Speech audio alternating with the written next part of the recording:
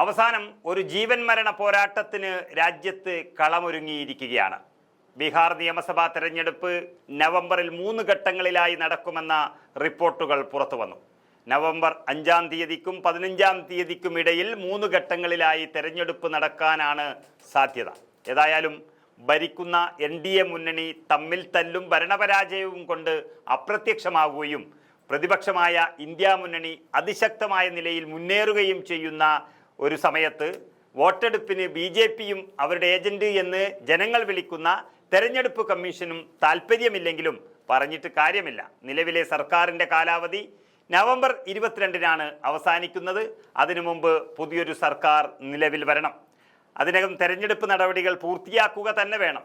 അല്ലെങ്കിൽ തെരഞ്ഞെടുപ്പ് കമ്മീഷന്റെ പണി പാളും എന്നുറപ്പാണ്.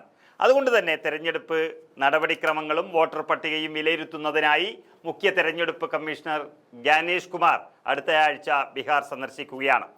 നമുക്കറിയാം, സെപ്റ്റംബർ 30-നാണ് അവിടെ അന്തിമ വോട്ടർ പട്ടിക പ്രസിദ്ധീകരിച്ചത്.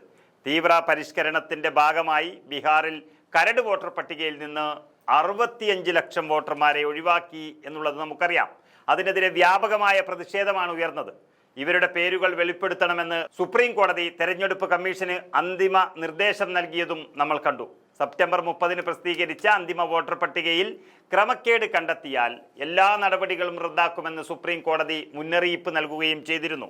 അതോടെ സുപ്രീം കോടതിയുടെ മേൽനോട്ടത്തിൽ തന്നെ വോട്ടർ പട്ടികയുടെ കാര്യങ്ങൾ അന്വേഷിക്കുന്നു എന്നുള്ളത് പ്രതിപക്ഷമായ ഇന്ത്യ മുന്നണിക്ക് വലിയ ആശ്വാസമാണ് നൽകുന്നത്. നമുക്കറിയാം, ബീഹാറിൽ കൂടുതലായും ഘട്ടങ്ങളായാണ് വോട്ടെടുപ്പ് നടക്കാറുള്ളത്. കാരണം അക്രമ സാധ്യതകൾ കൂടുതൽ ഉള്ളതുകൊണ്ട് തന്നെ പോലീസിനെ വിന്യസിക്കാനുള്ള തയ്യാറെടുപ്പുകളാണ് അതിൽ നിന്നും മനസ്സിലാക്കുന്നത്. 2020-ലെ തെരഞ്ഞെടുപ്പും 3 ഘട്ടങ്ങളിലായിട്ടാണ് നടന്നത്.